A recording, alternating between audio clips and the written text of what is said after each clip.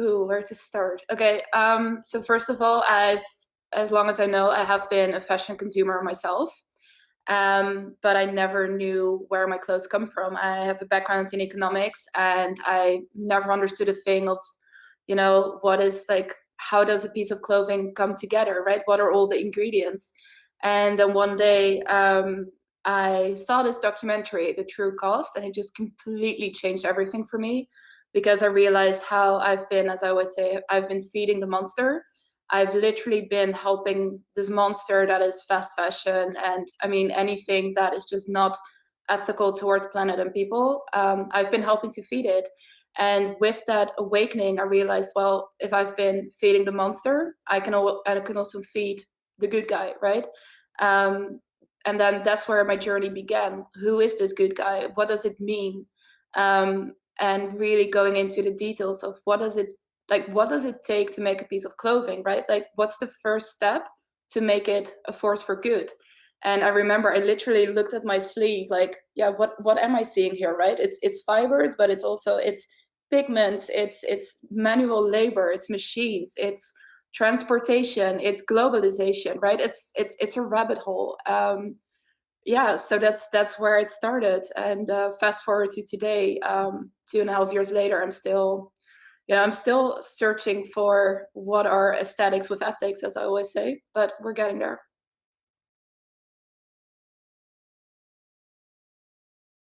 Yeah, so as I said, for me, it all starts with the ingredients, the materials. And I really believe that fashion can be a catalyst for a circular economy.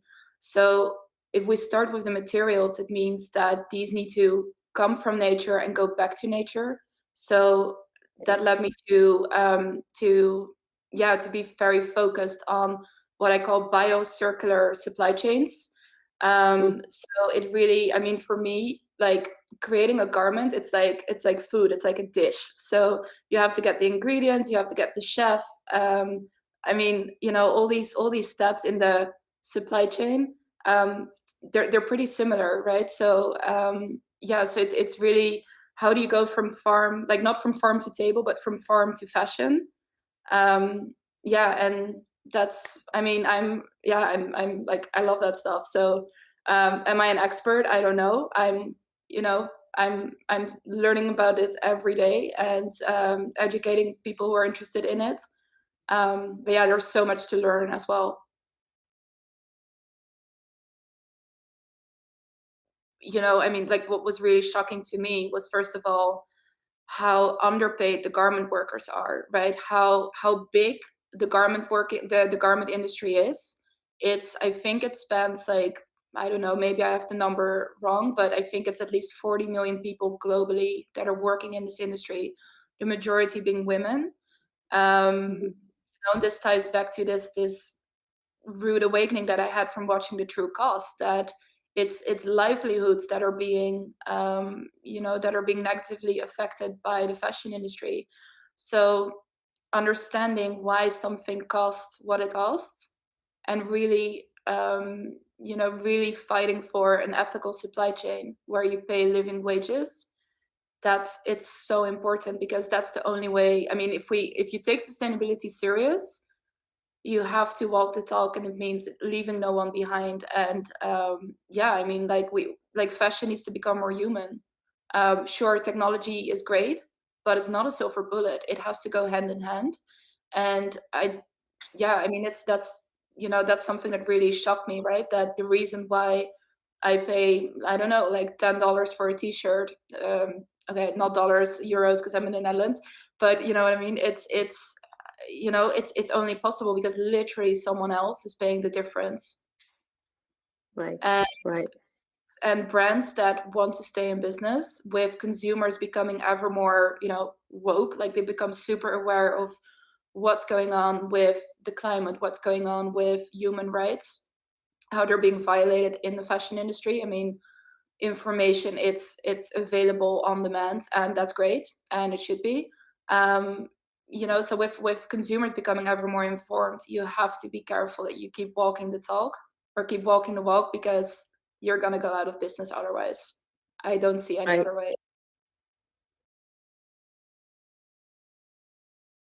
Yeah, so Positive Fibers is on a mission to put the eco into e-commerce, starting with fashion because it's such a, it's something that affects all of us.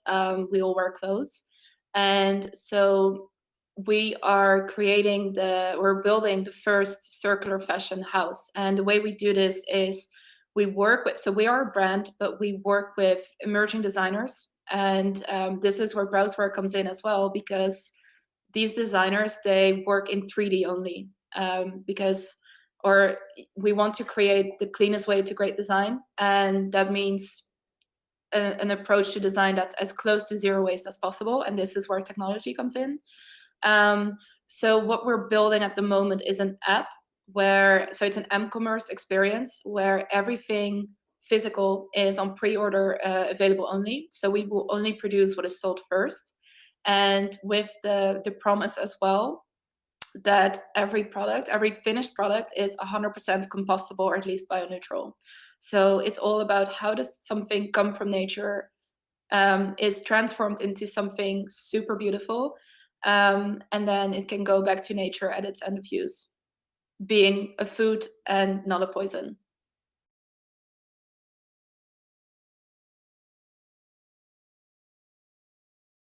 Well, of course, being super biased here, start with TV, and otherwise, I mean, actually, the first step, if you're not that tech savvy, or I mean, there's other ways to, produce in a very sensible manner, where maybe you don't need technology yet, like if you're a very small brand, but please, please, please start with the right materials because there's no point in creating products that are designed in a zero waste manner, meaning using technology for the prototype and then the final product. But if you still use synthetic fabrics, then you're back to square one. You're not Right. really creating a product that is, so to say, sustainable. I mean, sustainable fashion, first of all, it's an oxymoron. Like, it doesn't exist because with everything we create, we're making a negative impact. But so we have to work very hard to offset that. But yeah, I mean, that, I feel like I'm just Yep. like, just when talking about this, I'm just falling down a rabbit hole, right? Because it's so complex, it's so connected. Yep. Well, I'm not going to go into offsetting right now, but it's yeah, it's really about understanding, why are you creating that product? Is it is it something, yeah, I mean, like, do you have the end user in mind? Do you have and like, who is the end user, right? And I think the planet is the end user. It's not just the customer, it's the planet. How are you going to make sure that everything, like all those ingredients that you put together, and like, you whip them up in a bowl and then you put them in the oven and you have a product, um what's going to happen Right. when that first user is done with it? What's going to happen when the second user, like talking about secondhand or e-commerce, where does that product end up? That's what you need to keep in mind and reverse engineer it. Right.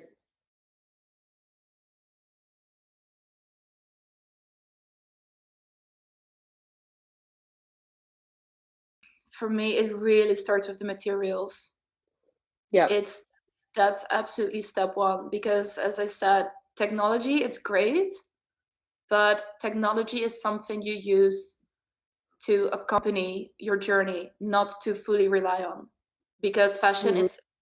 it's still human. It's still, those like those fabrics, they don't fall out of the sky, right? You need to work with farmers to harvest the fibers and then, create some kind of a fabric. I mean, and that's when you can use technology, call it 3D, knitting, or there's so many ways to, yeah, to automate. But I mean, it really starts with understanding, why are you creating something, for who, and how are you going to create that product in a way that actually gives back more to nature than you took. I'm gonna sound like a hippie, but it really is. It really starts with that. And I mean, honestly, if I can change, everyone can change. Like, I was a horrible consumer. Um, change is possible. It's the only thing we know that's constant, right? To quote Confucius. Yep. So It's not easy, but it's so worth it, because I really believe that in today's environment, in today's business environment, it's absolutely, like, it's quintessential to know why you're doing what you're doing, and how it's not just for your own win, but actually for the greater good. Um, so yeah, Hmm. it's I don't have like the one thing that you need to do, because everything is connected. But yeah, I mean, like, if it's one thing, it's really start with the materials. And how should they search for the material, and how should they vet the material? Is it something that you have a recommendation of, to kind of somebody that wants to say, okay, I want to search for a material that is more sustainable. Now, what's the next step that they should do? Yeah, so I mean, what I did myself, because I'm still super new to this, but what I did, I started conversations with scientists, with biologists, ecologists, chemists, bioengineers, etc. Because I realized, or material scientists actually, because I realized that it's complex, right? It's Right. because materials, like, to have something that's fit for a fashion product, the material needs to have certain properties so that it can actually serve that purpose. But if you want to take a less scientific route, I don't know, try to search for a local mill, or I don't know. Hmm. I mean, I think there's so much power as well in going local. Like, it's the reason why we're sourcing overseas. It's to cut cost, but Right. it's not that just because you live somewhere where I mean, okay, for example, my example, I live in the Netherlands. Like, I'm sure that there, I mean, I haven't been looking for it myself yet, but I will. I'm sure that there are people who are, who are working with fabrics that are sourced from the Netherlands or maybe Belgium.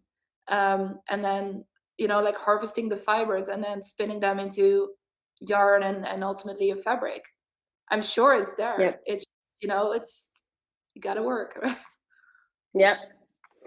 Okay. So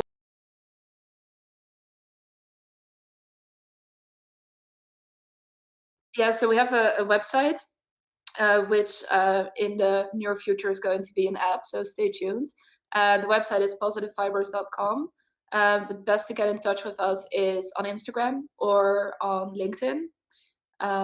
Yeah, great. and I'm very active on Clubhouse as well. I really love to connect with people Oh, there. great. Challenge the status quo. I actually started the School of Circular Fashion there, so yeah, it's hoping to talk with more people who are interested in changing the fashion game, right? Because it requires all of us working together. So